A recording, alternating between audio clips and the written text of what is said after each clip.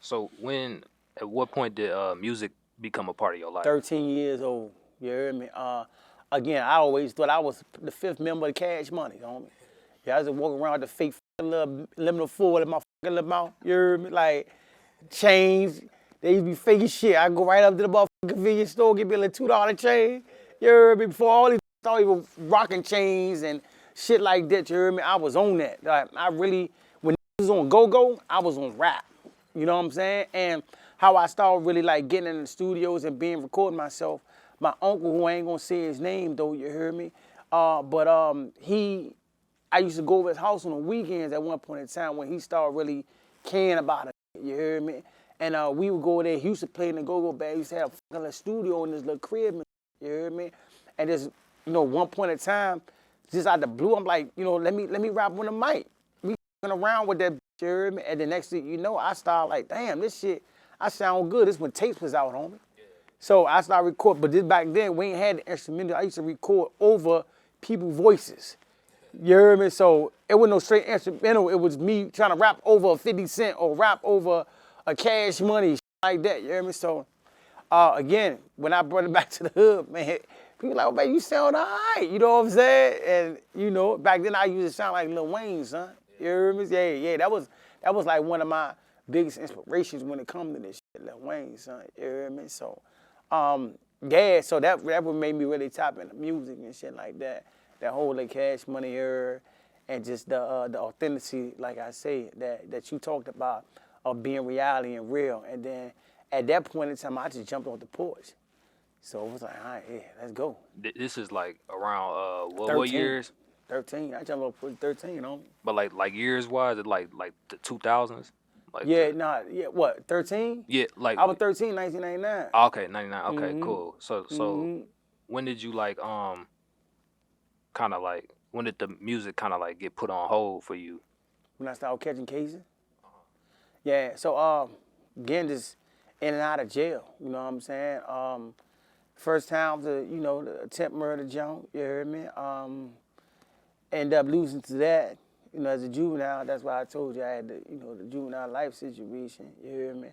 And then after that, when I had came home and shit, you heard me, in 2007, and then, I'm still handling, I'm in the streets. So I'm shooting, doing X, Y, Z, you know what I'm saying? And then my accident murder, that really fucked me up and put a hold on everything in life, you know what I'm saying? Rest in peace to Ashley. I love you with a passion, baby. But yeah, that accident murder really fucked everything up. And then when I came home again, I was on the road, got signed to Empire. They janky as hell. You know what I'm saying? I started learning about the industry and seeing how it ain't based on talent. You know what I'm saying? The industry is based on what you willing to do or what you willing to sacrifice. You know what I'm saying? Because people gotta understand, dog, talent don't get you millions or get you fame. Because they make some of the shittiest people. You hear some of this music, this shit is garbage out here, you hear me? And I'm not talking about this, I'm talking about the mainstream. A lot of these is garbage that you hear this shit, and you be like, they really playing this on the radio? But if a nigga named George from around the way would have put that shit out, that would have got no play in America. So I say that to say that it's the people, the millionaires and the billionaires who make you famous because they brainwash the people with the music. If you turn on the call and you hear What the Helly, you go in the house and you put some radio on, What the Helly, eventually you gonna start saying What the Helly, you know what I'm saying? So it brainwashed them to want to like this shit. And when they like this shit, that's when they want to see this shit and they want to meet the person and, and so on and so on. So that's how I go. So when I started seeing that, it really wasn't about talent, and you got to learn the business of this shit, homie. This shit is a business. Ain't no personal relationships in this rap shit, dog. It's a business. You got niggas that on songs with niggas that really don't fuck with niggas, but they got to do a song with niggas because you got the millionaires and the billionaires telling you, bitch, you got to do this with this nigga. Because we getting a percentage out of that company. You heard me?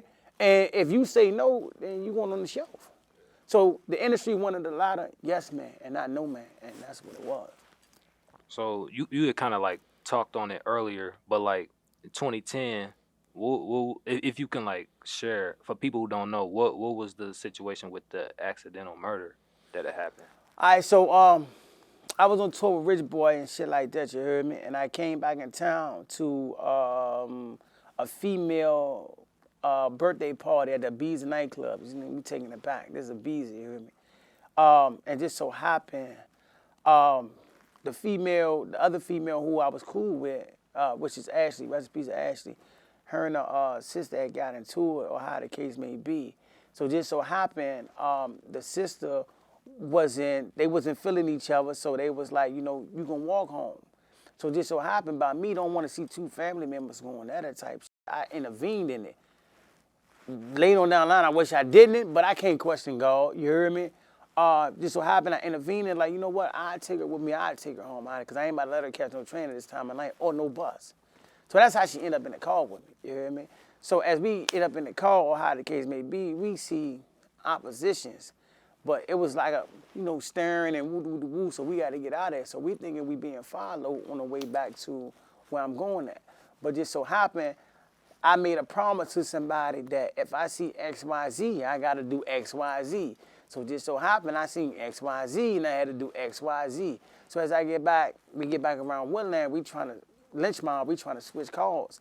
As we trying to switch cars, I'm waiting for the guy who driving this car to come back out.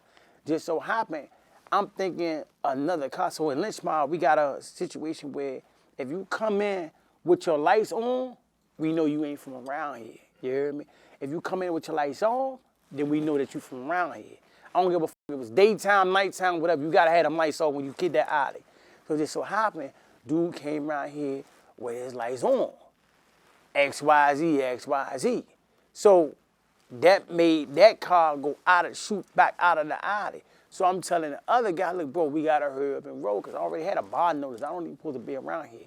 And being no shots just got fired, I really got to get the fuck on, you heard me? So just so happened, I had the car door open, and she like, Millie, come in the car because it's cold. It's September. I'm like, all right, hold on, let me put my gun on safety. So as I'm trying to put my gun on safety, bitch just went off, boom. And I didn't even know it hit Ashley because I'm outside. It ain't like I'm sitting in the car with her. I'm outside the car door with the back passenger door open. So when it went off, I looked in the car. You heard me? I'm like, damn, baby, my bad, the gun went off. But then I seen her head like that, and I just stopped. I froze up. You know what I'm saying? And when I froze up, I'm like, I ain't know what the fuck to do at that moment. You heard me? Because I never did nothing on the accident before. You know what I'm saying? So I ain't saying I ever did something on purpose either, but purpose is different from accident. You hear me? A whole lot different. So when it happened, I told the person that was driving this car, call an ambulance. Actually just got hit. And then he freaked out about the situation. I'm looking at him all crazy because he freaked out. Now I'm freaking out even more because he didn't freaked out. And then the mama come outside. She freaked out. You heard me? So I can't stay around here because I got this. They got multiple XYZs on it. You heard me? So I can't, you know what I mean? I believe, honestly, if I had a clean XYZ, I probably would, you know what I mean, huh? And that would have been that.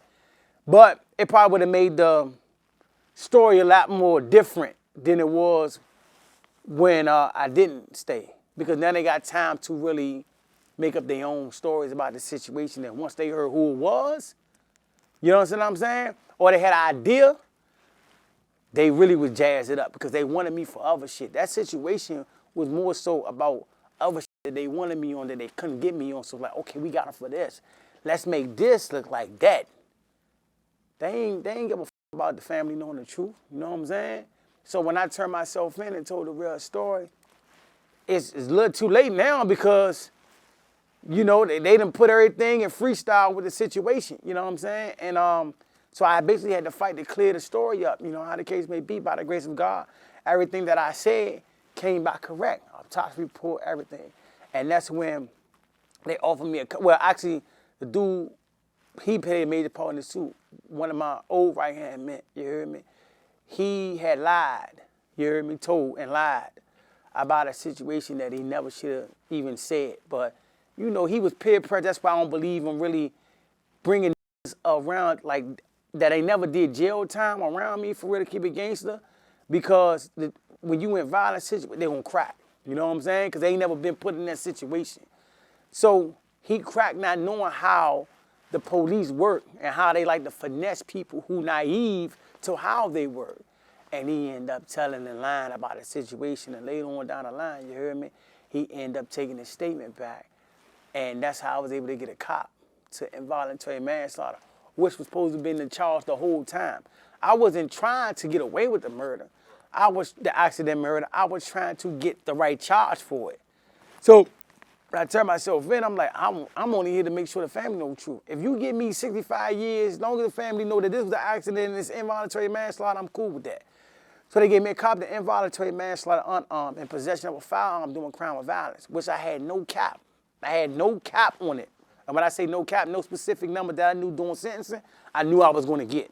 I'm facing 65 years. The judge had a choice to go inside my guidelines or outside my guidelines, you heard me? And by the grace of God, due to the dynamics of the situation and the facts that was presented, he went inside my guidelines and gave me 120 months. And that's how that happened. What was it like hearing what you was gonna be sentenced to? Like what was going through your mind? I wasn't tripping off because that came with my lifestyle. Jail comes with my lifestyle. Being in front of the courtroom, it came with my lifestyle. My only goal was to make sure that the family knew the truth, homie. That's it. You know, if they would have gave me 20, I was cool with that. You understand what I'm saying? Long as I know I did the right thing as a gangster, that's all I was worrying about. Because the who taught me on how to move and the code that you got to live by and the laws and the principles that we come up under. There's no innocent people, no innocent women, no innocent men, no kids. You hear me? And if you do that, you got to own up like a gangster. That's how I was. So I was only doing what I was told to do because I came up under that banner. And that's a difference between then and now. You got people out here killing innocent people and they walk around like normal. I couldn't walk around normal. When I had that situation, I couldn't eat, sleep, nothing. You hear me? It was a fucked up situation because I'd never been in that situation before. You know what I'm saying? I had my share with everything else. But an accident, way different. Somebody you fuck with, totally different. So, again, I mean, by the grace of God, hopefully that God, forgave me. Hope the family forgave me. Because like I said, I was just being a soldier about this and just making sure that they knew the truth. And that's what it's all about for me. You know, and I told them at sentence, it ain't about the time. I'm not here to get less time. You know what I'm saying? I'm here to make sure y'all knew the truth. And by the grace of God, God gave me 120 months. And that's how that happened. How did you feel like you grew while you was in prison? Oh, man, I learned to have patience, homie. I learned to have patience, and I also learned to have tolerance. Because back then I had zero tolerance. You know what I'm saying? Sometimes I might relapse when I know you ain't thugging like that, and you act like you thugging like that, and then I got to come and let you know that you ain't thugging like that for real. That's irritating. That irritates me. Because, boy, you know what's happening. You're not like that. So for you to either jump or whatever drink you off of, to jump in my little swimming pool and you know you can't really swim in this little deep end right here, you violate. You know what I'm saying? But I learned to have tolerance. I learned to have tolerance throughout that process. I learned a lot mentally. I got closer and closer to God. You know what I'm saying? So, and a lot of times when them OGs, them triple OGs, and them legends talk, I don't talk when they talk. I shut the fuck up and listen. And that's why I am who I am today. Because I did more this than this. But it was a great experience for me to keep it gangster overall. I mean, a lot of people say, I don't always yell at nobody, and I don't either, you know what I'm saying? But when God put you in that position, you got to thug it out and handle your business, homie. You know what I'm saying? And that was like one of the best experiences for me, dog. Because I'm able to have a civilized conversation, and I learned a lot, being brilliant, intelligent, reading more books, doing research about certain shit that out here I'm running like a chicken with my head cut off. So that's why a lot of these people, they naive to how the politician works, the government work. You know what I'm saying? The shit that's important. They want to learn about LeBron James. Fuck all that. He ain't the fucking enemy. You got to learn about the biggest gangsters, niggas that's bigger than me. You know what I'm saying? You got to learn how they work. And when you learn how they work, that's when you will know how to outthink them. You hear me? And that's why they don't like me. What was the hardest part about being in there? Taking orders. I think that's one of the hardest. I ain't gonna always stuff. Taking orders from people that we totally against is like one of the hardest parts. Then you got coming in that bitch 19, 18 years old, dog. You look at these little boys, like, what the f is you, nigga? You know what I'm saying? They tell go to your cell and put that tray down, or you can't have an extra tray, like, you know what I'm saying? Or you can't come out your cell. Nigga, that shit heartbroken, dog. Because on the streets, I send you to the store, and you can't tell me no. You know what I'm saying? So I think that was probably one of the toughest things, besides missing my loved ones, but taking orders was like one of the hardest things that I had to go through, far as, you know, being in there. Taking orders from who I disagree with. Because of the street life I was brought up in, let me just say that. You know what I'm saying? I ain't saying it's right to disrespect police and all that shit. Because you got some cool ones out here that really want to do right and want to see people, you know, educate people and, you know what I'm saying, shit like that. But you got some ones that's on that other shit, though. You know what I'm saying? So at the end of the day, I ain't encouraging that. But I'm saying, me, the band I came up under, that. You can't, me taking orders from people who ain't in my, you ain't come up under the same band I'm up under. Did you write music while you was locked up? Yeah. I wrote buku music. Then I came out here and recorded none of that shit. This shit was all new, son. You heard me? It was whole f***ing swag out here. Remember, I'm writing shit that's happened back at, you know, I'm writing shit for the 2000, 2007, 2008 flow. I come out here, people rapping on beat. It was like, what the f***? I gotta rip this shit up. I can't, you know what I'm saying? You heard me? I'm rapping off old DMX beats and shit like that when I came home. Them ain't all that. You heard me? So I had to really get with the program and not rap like them, but have my own little swag. Cause I got my own unique swag, homie. You heard me? But I had to actually adapt to being and getting the aspect of learning how social media worked, dog. I never knew what clout chasing was, homie. Yeah. Until I put somebody on blast and pull somebody up, and they told me I was a clout chaser. So I had my little dog up. I said, what the f*** is a clout chaser? He said, man, that's somebody who trying to get credit or somebody who trying to basically downgrade somebody so they can get famous or get popping. I said, that what the f*** he said I was doing? You know, I'm like, I said, no, because I'm speaking real shit, but because at the point, this up here, I'm just coming back in society. So rap-wise, I'm down here. Reputation-wise, I'm on way up here. You heard me? But we got youngins and 18, 19-year-olds, you know what I'm saying? I've been gone. They was 8 years old when I left, you heard me? So, you know what I'm saying? They grew up off the little dude I'm talking about. You know what I'm saying? At that point in time, we cool now and we got a video shoot tomorrow. But at that point in time, I'm talking about Light Show. You heard me? Shout out to Light Show and shit like that. But that's what I'm talking about at that point in time. And I'm like, damn, they stop clout chasing and stuff? Like, yeah, dog, that's what it is. I said, man, that ain't what it ain't. Yeah, I'm trying to put the people on point, you know what I'm saying? Like, but I got 200-something followers. I ain't nothing. They can look at my page. They probably think it's a fake page, son. You heard me? What I'm saying? At that point in time. Now I got in tune with it, know how to market myself and things like that. That's what got me to be able in front of you, know what I'm saying? Got popping, doing hundreds of thousands on views and music videos and shit like that. So, I mean, I'm lit. And as far as music-wise, my street reputation never left. Even if you was 9 years old, bitch, when I left the street, you knew who 9Milli was. In my hood especially, you hear me? So, you know what I'm saying? That right there, it just meant everything. But, yeah, that's how I go, man. But, you know, it is what it is. What was the culture shock like for you coming home? Like, you know, especially like being away for a little minute, missing a whole lot of stuff. You talked a little bit earlier, like, you know, different things that changed while you was away, but like, what's it like coming home and everything different? I mean, it was hard trying to adapt to it. Like, it was mind-blowing, soldier. You know what I'm saying? Like, to see that people really they big on slamming people. Like, I'm like, people really take pride in back doing. Because where I'm from, that wasn't a thing. If you do that, you will never come back in the hood.